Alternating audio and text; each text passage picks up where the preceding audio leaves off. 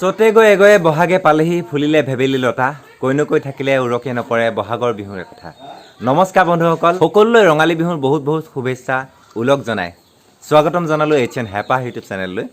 আজি যিহেতুকে গৰু বিহু আৰু গৰু বিহু গা ধুৱাবলৈ বুলি দাদাহঁতৰ ঘৰলৈ আহিলোঁ। আমাৰ ঘৰত যিহেতুকে গৰুৱে নাই, যোৱা ৰাতিৰে পৰা প্ৰবল বৰষুণৰ বাবে শিল বৰষুণৰ বাবে সকলো মানুহে গৰু গা ধুওৱা যথেষ্ট দেৰি হৈছে। দাদাহঁতৰ গাই এজনীয়ে পোৱালি এটাই আছে, ইতিমধ্যে গৰু গা ধুৱাবলৈ বৌয়ে মাহ হালধি পিচিছে আৰু ময়ো আহিলোঁ গৰু গা ধুওৱা অকণমান দৃশ্যাংশ আৰু গৰুকেইজনীৰ সৈতে অকণমান আপোনালোকক বহাগ বিহুৰ উলগ যাচিবলৈ এই ব্লগটো কৰিছোঁ।